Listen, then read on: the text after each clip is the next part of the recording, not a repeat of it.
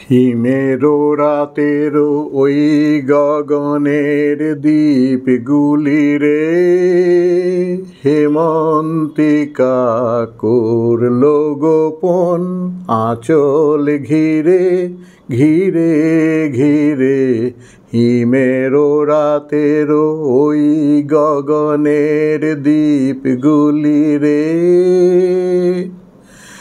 ঘরে ঘরে ডাক পাঠালো দীপালিকায় জ্বালাও আলো জ্বালাও আলো আপন আলো সাজাও আলোয় ধরিত্রী রে।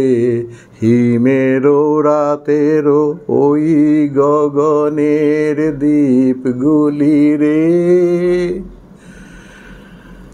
রবীন্দ্রনাথ ঠাকুর আমাদের জীবনের সাথে এরকম অঙ্গাঙ্গিভাবে যুক্ত যে যদি আমরা শুধু রবীন্দ্রনাথকেই ফলো করি তাহলে আমরা আমাদের এই জীবনের অধিকাংশ যে ঘটনা তার সাথে আমার জীবনের যোগ কতটা সেটা খুব স্পষ্টভাবে অনুভব করতে পারবো। সেই ছোটোবেলায় পড়েছিলাম এসেছে শরৎ হিমের পরশ লেগেছে হাওয়ার পরে সকালবেলায় ঘাসের আগায় শিশিরের রেখা ধরে। ছোটোবেলায় যখন গ্রামের স্কুলে সকালবেলায় টিউশন পড়তে যেতাম শরৎকালকে ঠিক রবীন্দ্রনাথ যেভাবে বললেন ঠিক এইভাবেই অনুভব করতাম এবং এমনভাবে অনুভব করতাম যা আমার হৃদয়ের অন্তঃস্থলে পৌঁছে গেছে, যার জন্য এই কবিতা আমি মনে করে বললাম না, আমার এটা আপনা আপ চলে এলো। সেটার সাথেই কি সুন্দরভাবে আমরা যদি ভাবি যে আমাদের দীপাবলি সামনে আছে তাহলে ওই একইভাবে দেখুন এই শরৎকাল সেখানে হিমের পরশ এবং সেখানেই রবীন্দ্রনাথ বলছেন হিমেরও রাতের ওই গগনের দ্বীপগুলি রে হেমন্তিকা মানে হেমন্তকাল করল গোপন আঁচল ঘিরে। আমাদের কালী পুজো হয় অন্ধকার রাত্রিতে অমাবস্যায়, সেই জন্য যেন হেমন্তিকা বা আমাদের যিনি পরমা প্রকৃতি তিনি যেন আঁচল দিয়ে আড়াল করে দিয়েছেন গগনের সেই দ্বীপগুলিকে, যার জন্য ঘোর অমাবস্যা ঘোর অন্ধকারের মধ্যে ইভেন কালীর রূপকেও আমরা অন্ধকারের মধ্যে দিয়েই অনুভব করার চেষ্টা করি।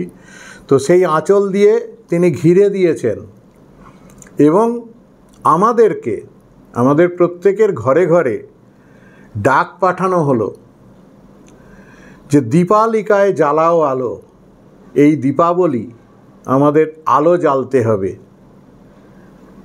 আপন আলো নিজের আলো, এবং সেই আলো দিয়ে এই ধরিত্রীকে সাজাতে হবে। তো আমরা এই দীপাবলিতে কিভাবে আমাদের বাইরের জগৎকে সাজাই আজকে বোধহয় আর খুব একটা সেটা ব্যাখ্যা না করলেও হবে। আমরা সকলেই দেখতে পাই যে কত ব্যাপকভাবে আমাদের সারা জায়গাগুলোকে আমরা সাজিয়ে গুছিয়ে এলইডি লাইট বাজারে আসার পরে গোটা পৃথিবী যেন অলমোস্ট সারা বছরই এই দীপাবলির আলোতেই যেন আলোকিত হয়ে আছে। আমি পৃথিবীর অনেক জায়গায় গেছি, আমেরিকা, জাপান, চীন, সিঙ্গাপুর, অনেক জায়গাতে গেছি, আজারবাইজান, সমস্ত জায়গাতেই মনে হয়েছে যেন টোকিওতে গিয়ে আমার মনে হলো আমি গত বছর এই সময় টোকিওতে ছিলাম, তো আমার মনে হচ্ছিল যেন ওখানেও দীপাবলি চলছে। সুতরাং এই বাইরের দীপাবলি নিয়ে আমি খুব একটা কিছু বলতে চাইছি না। আমরা ফিজিক্যাল ওয়ার্ল্ড বহির্জগৎ নিয়ে আজকাল খুবই ব্যস্ত হয়ে পড়েছি, কিন্তু আমাদের দুটো জগৎ আছে, একটা বহির্জগৎ একটা অন্তর্জগৎ। বহির্জগতে আমরা এতই মেতে উঠেছি যে আমাদের অন্তর্জগতের হয়তো আমরা খেয়ালও রাখি না বা তাকে নিয়ে ভাবিও না বা তার গভীরে কখনো প্রবেশ করি না। কিন্তু বুদ্ধদেব বললেন আত্মদীপ ভব। আমাদের অন্তরে যে দ্বীপ আছে তাকে প্রজ্বলিত করাই আমাদের জীবনের আসল লক্ষ্য। আমাদের যদি সেই দ্বীপ জ্বালিয়ে সেই আলোকে আমরা আমাদের অন্তর্জগৎকে আলোকিত করতে পারি এবং আমরা আমাদের অন্তর্জগৎকে দেখতে পাই, তাহলে আমরা দেখতে পাবো যে আমাদের অন্তর্জগৎ আরও কত সুন্দর। আমরা বহির্জগতের চাকচিক্য এইসব নিয়ে আমরা খুব ব্যস্ত, আমরা ভাবছি বাইরের জগৎটা কত সুন্দর, কিন্তু যেটা আসল জগৎ সেই জগৎকেই আমাদের দেখা হলো না, জানা হলো না, ভাবা হলো না, বোঝা হলো না। দীপম জ্যোতি পরম ব্রহ্ম, দীপম জ্যোতি জনার্দন, দীপম জ্যোতি হরেত পাপম, আত্মদীপম নমস্তুতে। আমাদের এই যে জ্যোতি, উপনিষদ যাকে সবচেয়ে বেশি গুরুত্ব দিয়েছে, আমরা আলোকেই সবচেয়ে বেশি গুরুত্বপূর্ণ বলে মনে করি। আমার তো মনে হয় এই পৃথিবীতে প্রাণের অস্তিত্ব একমাত্র সূর্য আছে বলে। যদি সূর্য না থাকে তাহলে এই পৃথিবীতে প্রাণের অস্তিত্ব কোনোভাবে সম্ভব নয়। যার জন্য আমরা সবসময় সূর্যকে প্রণাম করি এবং বলি ওং জবা কুসুমা শঙ্কা শঙ্কাশ্যপেয়ং মহাদ্যুতিম ধ্যান্তারিং সর্বপাপগ্নং প্রণতস্মিন দিবাকরম। সেখানেও তাহলে বলা হচ্ছে যে সূর্যদেব, তার এই জ্যোতি, তার এই আলো সমস্ত পাপকে ধুয়ে মুছে সাফ করে দেয়। এই পাপ পুণ্যকে নিয়ে পরে এই কনসেপ্টের ওপর ভিডিও আমি আনব, এখন খুব ডিটেলসে যাচ্ছি না, কিন্তু আমাদের সকলের মধ্যেই কম বেশি পাপ পুণ্যের একটা সেন্স কাজ করে।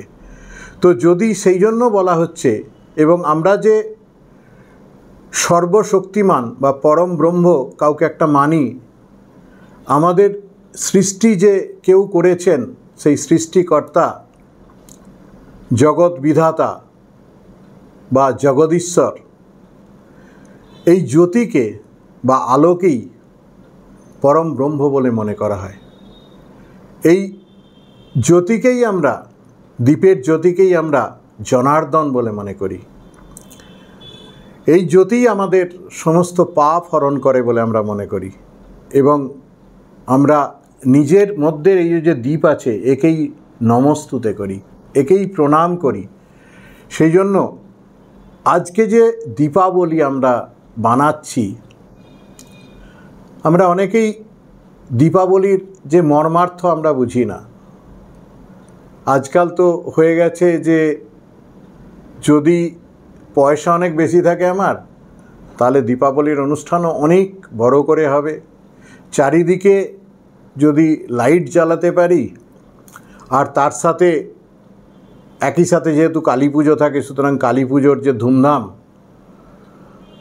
তার যে রিচুয়ালস, সেগুলো যদি করতে পারি, তাহলেই বোধহয় আমাদের দীপাবলি খুব সার্থক। কিন্তু না,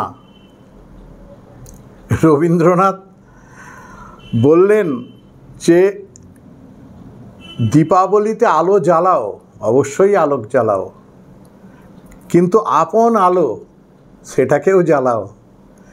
ধরিত্রীকে যেমন আলো দিয়ে সাজাও, সেরকম অন্তর্দেশকে, আমার যে অন্তরাত্মাকে জাগ্রত করো, এই আলোতে আমার অন্তরের আলোকেও যেন আমি জ্বালাতে পারি। সেই জন্যই বুদ্ধদেবের কথা আমরা সবসময় মনে করব যে আত্মদীপ ভব। আমরা যেন আমাদের যে অস্তিত্ব, যার ওপর দাঁড়িয়ে আছে, সেটা যেন আমরা উপলব্ধি করতে পারি, সেই আলোকে যেন আমরা আলোকিত হতে পারি। উপনিষদ বলছে আত্মানাম বিদ্ধি, নিজেকে জানো। এই নিজেকে জানো মানেই নিজের আলো জ্বালাও।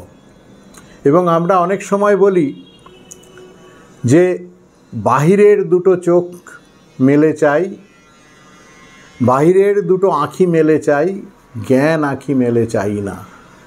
আমরা সবসময় আমাদের এই বাইরের দুটো আঁখ, যেটা আমাদের এই চোখ দুটো দিয়ে শুধু ফিজিক্যাল ওয়ার্ল্ডকে দেখি, কিন্তু আমাদের যে অন্তর্দৃষ্টি, আমাদের যে জ্ঞান আঁখি, আমাদের যে জ্ঞানের চোখ, সেই আঁখি দিয়ে আমরা দেখি না। আমরা আমাদের যে ইনার আই, আমরা শুধু আউটার আই দিয়ে জগৎকে দেখি। তার কারণ হচ্ছে আমরা পঞ্চভূত থেকে সৃষ্টি হয়েছি এবং আমাদের পঞ্চ ইন্দ্রিয় দিয়ে আমরা এই জগৎকে দেখতে থাকি। চক্ষু, কর্ণ, নাসিকা, জিহ্বা, ত্বক, এই দিয়ে আমরা দেখি, স্পর্শ করি, শুনি।